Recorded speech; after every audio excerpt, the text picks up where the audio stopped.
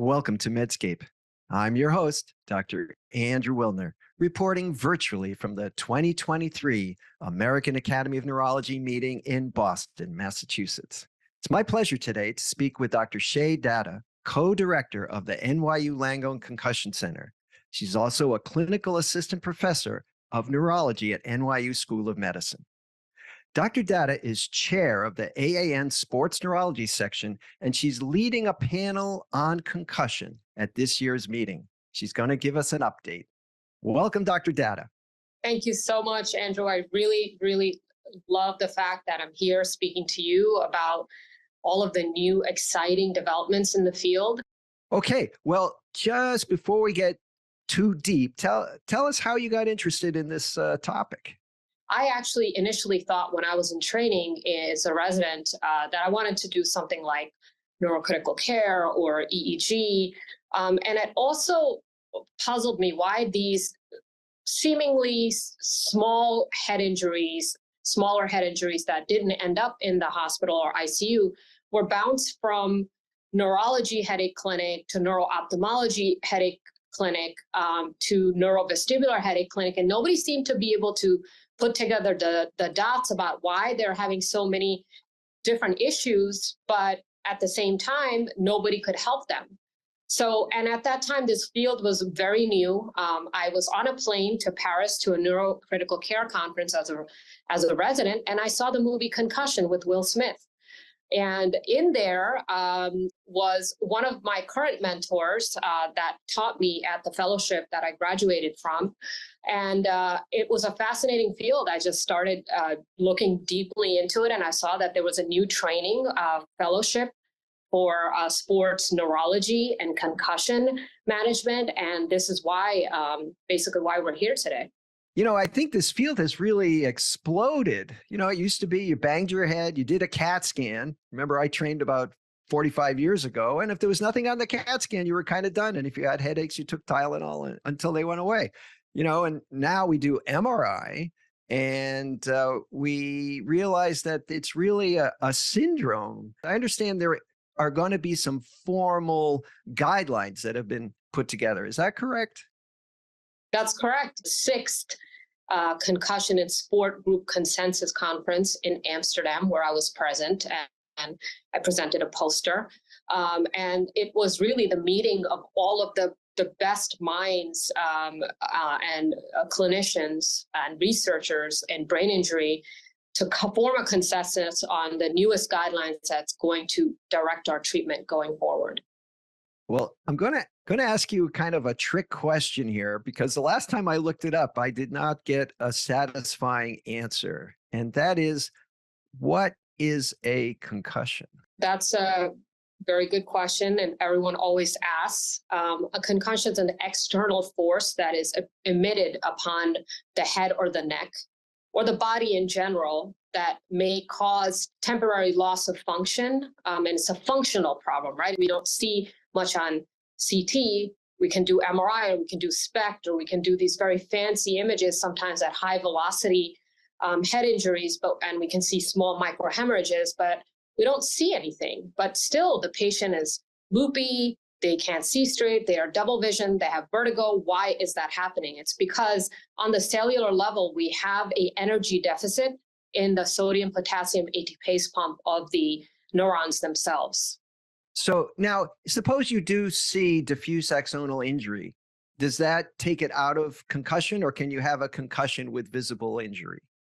I think you can have overlap in the symptoms. The diffuse axonal injury would put it into a higher grade of a head injury, as opposed to just an MTBI. So definitely we would need to work together with our, PM&R trauma doctors to ensure that they're not on blood thinners or anything until they heal well enough. But obviously, I would pick them off outpatient and kind of follow them until we resolve or rehab them as best as possible. There's a lot of sports out there where concussions are fairly frequent, like American football, for example, and hockey.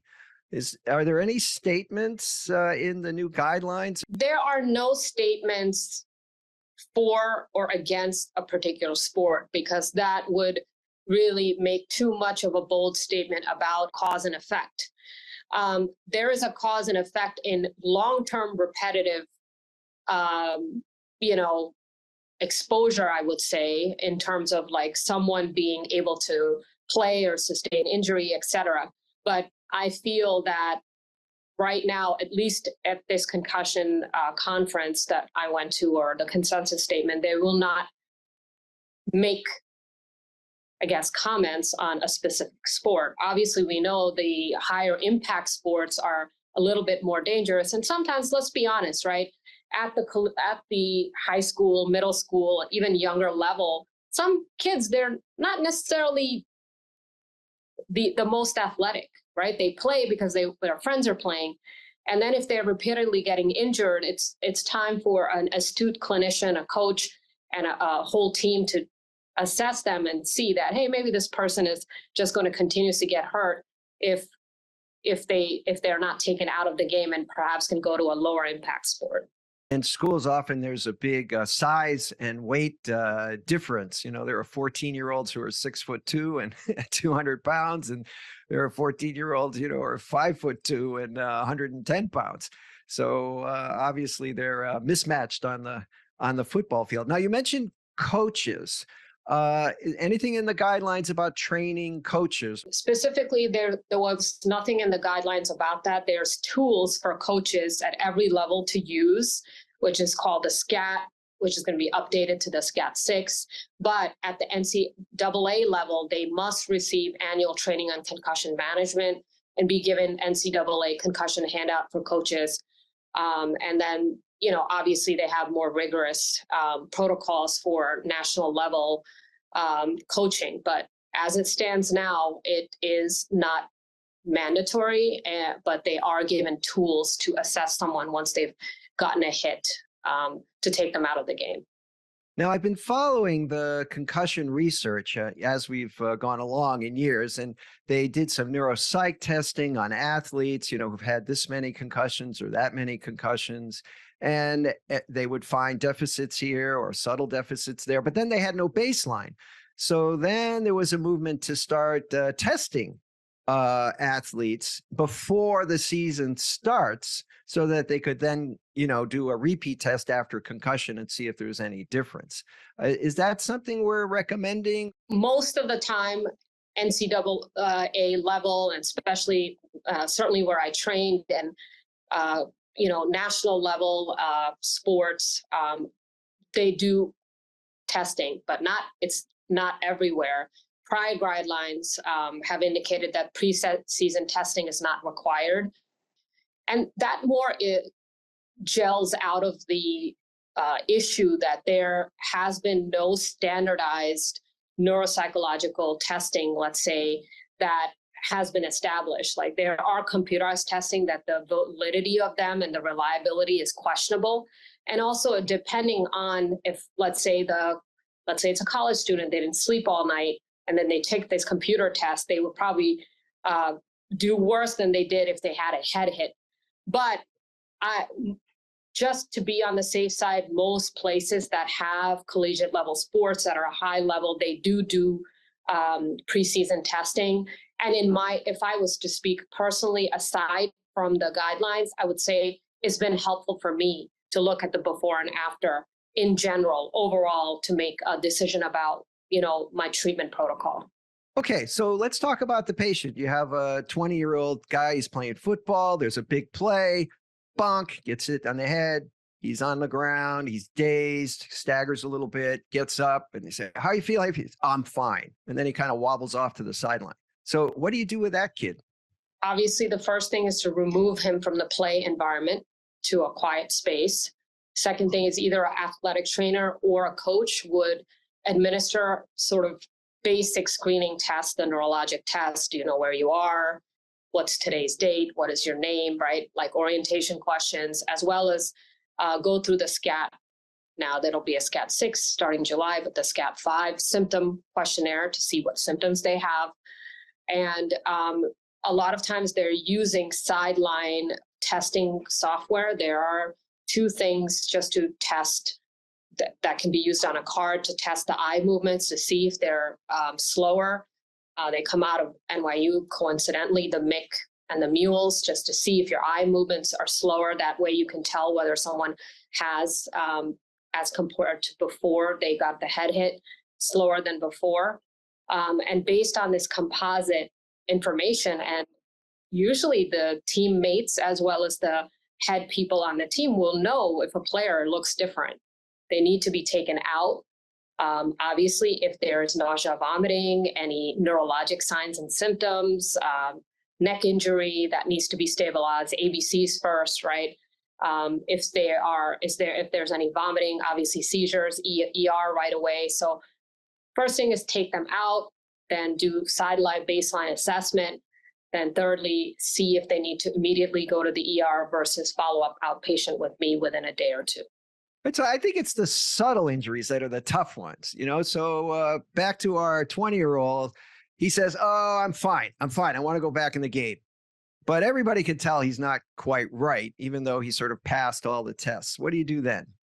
You have to make a judgment call for the safety of the player, right? They always want to go back, right? And this is an issue also when they're competing for college scholarships and things of that nature, right?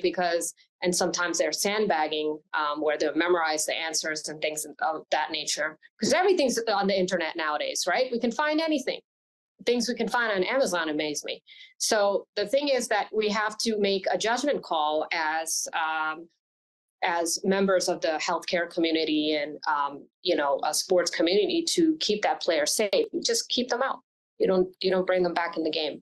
Keep them out for a reasonable amount of time. There's a test called the Buffalo Concussion treadmill test where Dr. John Letty from University of Buffalo has developed a way for us to put athletes through a screening protocol, or can be part of their rehab for their vestibular and ocular rehab, where if they don't have symptoms, when we bring their heart rate to certain levels, then we can slowly clear them back to return to play, non-symptomatic. I spoke with your colleague, Dr. Riggins, who's also on your panel, and we were talking about, well, when can they go back? And she said, well, they can go back when they don't have any more symptoms. No more headache, no more dizziness, no more lightheadedness, no more trouble concentrating, memory, all those things have gone away.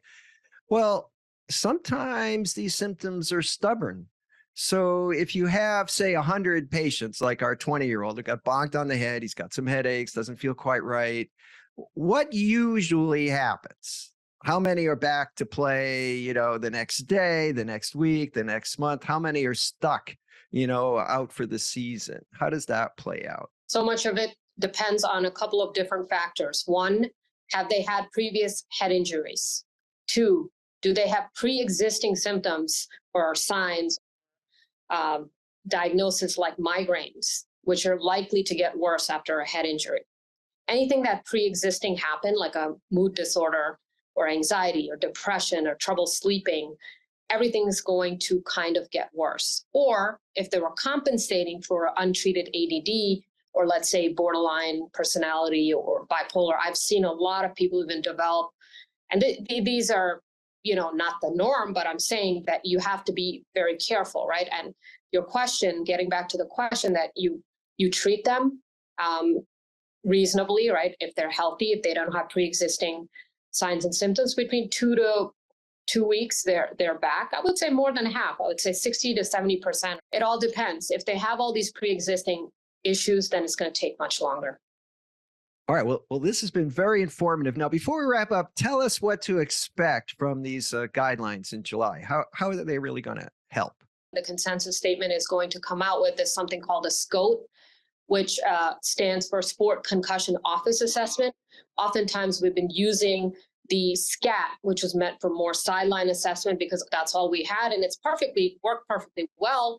But this will be better because we see them oftentimes not really that quickly, maybe within 24 to 48 hours, when the symptoms are sometimes a little bit better. So we also will see the Sport and Concussion group come up with added athlete perspectives, ethics discussion, parasport athlete considerations, and development of this new scope like you just asked about. Well, Dr. Datta, this is very exciting. I look forward to reading these guidelines in July. I want to thank you for your hard work. I also look forward to talking to you next year's meeting.